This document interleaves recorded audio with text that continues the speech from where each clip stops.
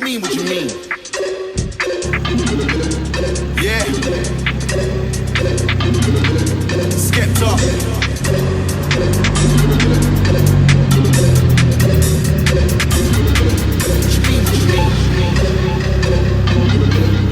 Yeah.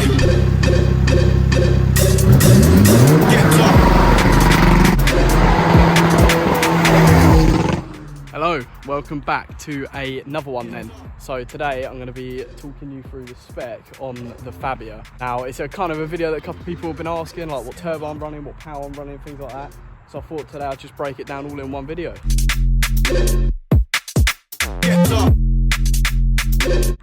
Right, so we'll jump straight into it with the engine. It's a PD130 lump. It's exactly what comes with every single Fabia VRS Mark 1.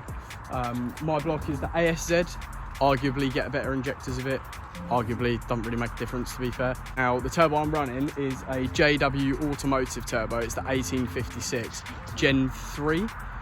So yeah, third generation turbo from Jake Ware himself. It's spot on really, I haven't had any problems with it at all. It is a pretty common turbo and a pretty common setup that a lot of people like to run on these. The only reason I got it is because of good recommendations of friends and things like that. I absolutely love it. It makes great power, it pulls well.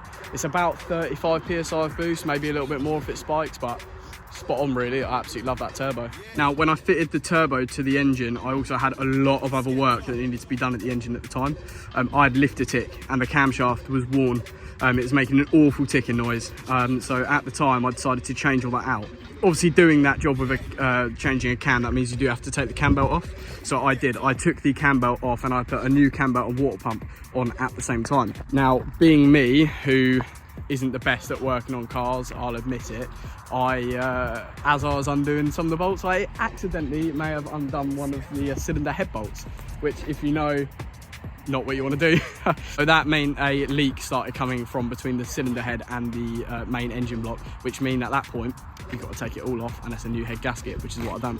So alongside a new head gasket, I went for a 3-hole triple layer just to make sure it wasn't going to leak, or maybe just reduce any chance of that. Obviously you are meant to skim the head or the block just to get them both flat and even before you put it back together, but I really didn't have time for that. Now I didn't have any sort of head gasket or coolant leak issues beforehand, so I wasn't really too worried about the head or the block being warped, mainly the head really. It was all absolutely fine, it all looked fine, everything in there looked fine, so I just whacked a new head gasket in with new bolts and put it all back together with new camshaft, lifters, bearings, the lot. Pretty much near enough, apart from the valves and springs and all things like that, was a new head rebuild. Now obviously at that point where I had the head off the block and the turbo exposed and everything like that, it was pretty much the perfect time to replace the turbo, which is what I did. So pretty much everything from the top end of my engine wise is brand new and spot on, and I've never had any problems since. Fingers crossed. Obviously if you work your way around the engine bay, you can see I've just got a standard kind of cone filter on there as well, just to help with a bit of airflow, and obviously just sounds way better. As you can kind of see as well, I've got a big metal piping kit that runs all the way down to behind there, if you can kind of see, a big front mount intercooler. Alongside that there is a map sensor down there, which has been upgraded to a 4-bar. That's just going to keep everything cool for the extra pressure and the heat that's kind of going through the system with it all. We work our way around the car. Other things like suspension's been replaced. It's just running stance plus suspension, which is pretty standard for most things. Cheap, it's easy, it works.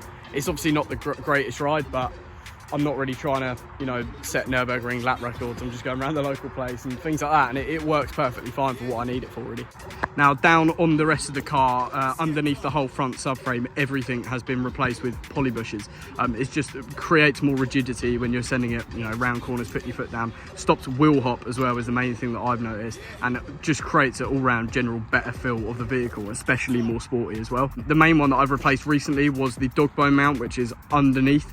This sort of stops the engine from rocking quite a lot. If we do work our way round inside the car, you see in here, I've got bucket seats. Now these are the BB5 Classic bucket seats, which I got off a friend fairly cheap. I think they look really clean in the car and they just suit it really well. Beside that, we have got a little OMP steering wheel, which I think just kind of suits it. So I've got boost gauge and a EGT gauge. I can check the temperature of the turbo basically. It's not really in the best spot. You kind of want it, where I've got it is in the EGR blank plate. It's not really the best place to have it. It doesn't really read the correct temperature that you want to have on there, but it's better than nothing, and I can still keep an eye on how hot it's getting and if it's getting too hot. Another thing I haven't really spoken about is the splitter kit, which is the RSP store splitter kit. The splitter is the Gen 1 original one. I know there is a new Gen 2 one out now. That works its way all the way around and to the rear of the car. Honestly, I always think absolutely transforms these Fabias. Without it, they just look like a bit of an eggshell, and with it, it just makes it a bit more aggressive. I do have mine sticking out pretty far, which some people might say is a bit stupid, but I just think it make it look way more aggressive.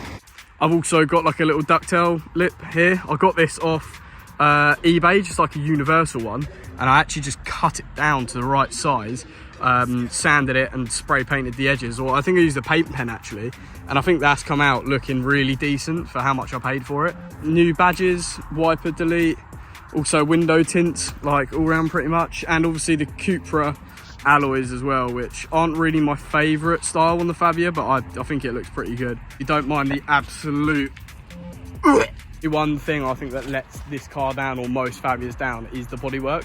Unfortunately, they're coming on 20-25-year-old cars now, so you're really lucky, and it's really expensive to find one that is pretty clean. Mine isn't, unfortunately, one of those examples. It is pretty naff. There's a lot of dings around the bodywork and things like that, and scuffs, which I've tried to keep on top of, but unfortunately there's only so much I can afford to keep on top of, because bodywork is extremely expensive. What you mean, what you mean? Yeah. Get up. Another thing to mention, I have upgraded the brakes on this. These are running the 312mm brakes that are found on pretty much, I think, most VAG cars that are over 180 brake of the era. I think, don't question me on that, might be wrong. These calipers specifically are from a TT. I tried to paint them yellow, pretty naff job. I'm running M-Tech grooved and drill discs, as you can see, chav spec, I guess. And then yellow stuff pads inside the caliper. That setup is quite a common setup, and it's what I was recommended to use. I got all this done just before I went to the Nürburgring, which, yeah, it was like such a good idea and such a good option for me at the time. And I'm so glad I done it, because honestly, these brakes are one of the best upgrade I've done on this car. As well as that, we're wrapped in Pilot Sport 5 tyres, and also underneath the rear, I don't know if we can see, but there is actually a rear anti-roll bar in there somewhere. You might not be able to see, but yeah, there is a rear anti-roll bar in there.